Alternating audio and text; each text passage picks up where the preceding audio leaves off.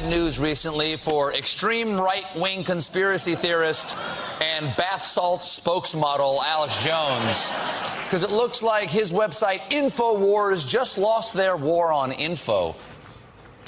Alex Jones is in trouble, and right now we have a special report on why that matters. And while it may seem like people are getting away with a lot of wrongs these days, there are some signs tonight the system's actually working to hold him accountable for his lies, his frauds, and his alleged defamation. Now, Jones is a media figure known for conspiracy theories, political theatrics, and his controversial website. It's called InfoWars. But he is not a journalist, which is important, because he impersonates one and tries to exploit the framework and the access of the free press for his theatrics and his lies. So Jones will, for example, ambush a press availability for reporters, as he did last week on The Hill, with Senator Marco Rubio in order to hijack it and try to stoke a confrontation. Don't touch me again, man. I'm asking you not to touch me. Well, sure, I just patted you nicely. I know, but I don't want to be. I don't know you, man. I don't know who you are. It's not just good. You're not going to get arrested, man. You're not going to get arrested. I'll take care of it myself. Oh, he'll beat me up. You are literally like a little gangster thug. You can see the obvious projection and trolling there. Jones trying to start a fight and then accusing the senator of being a thug. Now, we are not airing that clip tonight the way Jones would want to stoke his own personally imagined fight with Senator Rubio. We're airing it to do some wider reporting and show why Jones is a fraud, and tonight to draw a clear line about how to try to deal with him. Now, Jones' show does not simply offer extreme political views, which, of course, anyone has a right to hold. It peddles repeated lies and what clearly looks like defamation about everyone from gay Americans to Hillary Clinton. You think I'm like, shocked by it, so I'm up here bashing it because I don't like gay people? I don't like them putting chemicals in the water that turn the friggin' frogs gay. Serious crap. With Hillary, there's not even the same universe. I mean, she is an abject, psychopathic demon from hell. I mean, I was told people around her that they think she's demon-possessed, okay? I'm just going to go ahead and say it. Now, Alex Jones matters politically because that kind of rhetoric has actually, maybe surprisingly to some people, found a big home.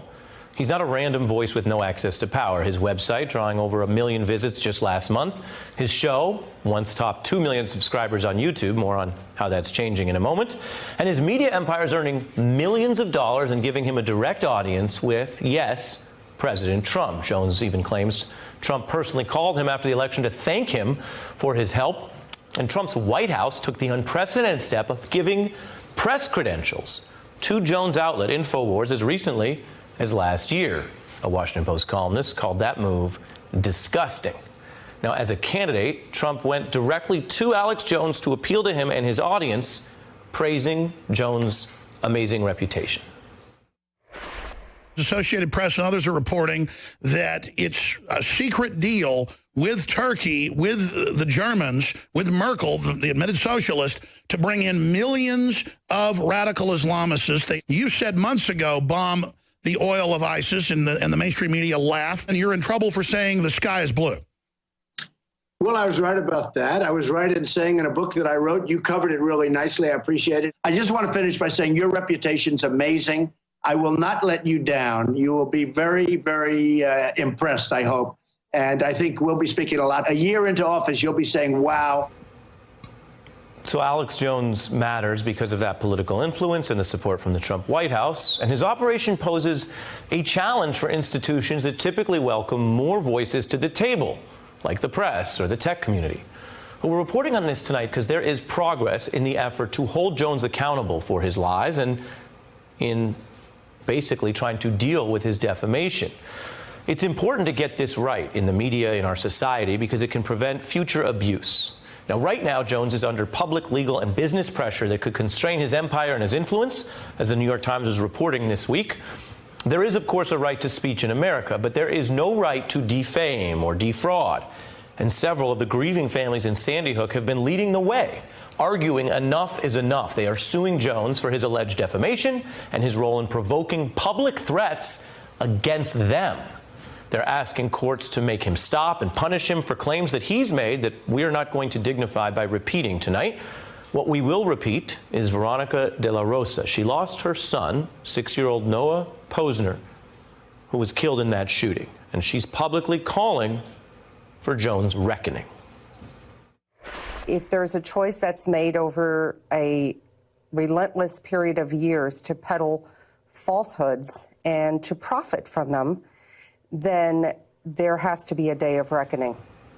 A court is giving the green light for that reckoning. That suit will go forward.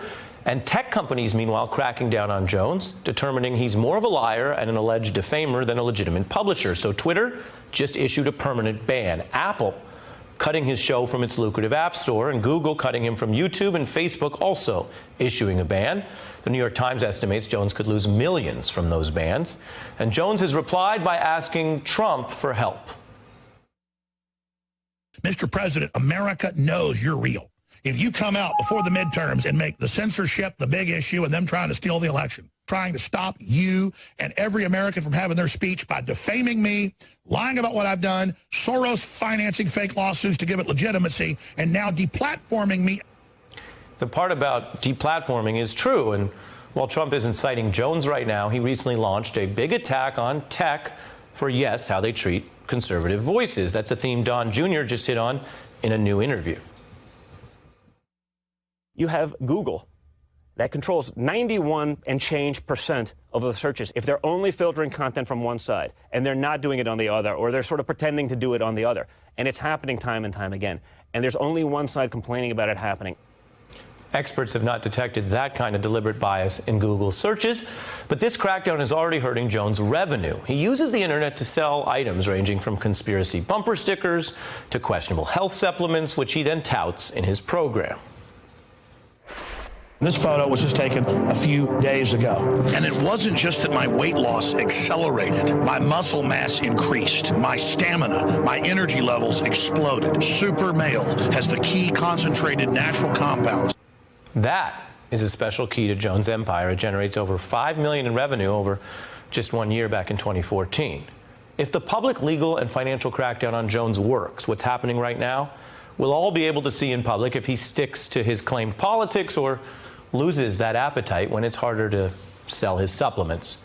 Now, there's nothing new, of course, about liars and fakers trying to hustle the American public, trying to hustle all of us while accusing everyone else of fake news.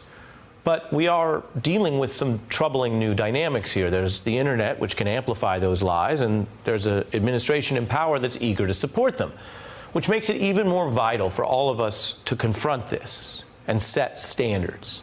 Now, if you watch this program regularly, you may know we try to take our journalistic obligations seriously, which includes reporting and hearing from all sides in the stories we cover, which is especially important to hear from sides that may be very widely opposed. But that doesn't mean including liars who are trying to habitually exploit the system, to defame innocent people or torment grieving parents, or fraudulently pose as a kind of a journalistic Trojan horse to then come destroy reporting and facts and dignity from the inside. Now, the Constitution puts the First Amendment first because free speech is so important. It means we should always look twice before we have the government or courts punish speech. And I think that same spirit means that publishers and business tech platforms should also look twice before they just kick unpopular people out. But there are cases where you can look twice, you can look closer, and the closer you look, the stronger the case is. This is one of those cases. And if it succeeds, the public square will be better off for it. Hey, I'm Ari Melber from MSNBC. You can see more of our videos right here, or better yet, subscribe to our YouTube channel below. You could have been anywhere in the world, but you're here with us, and we appreciate that.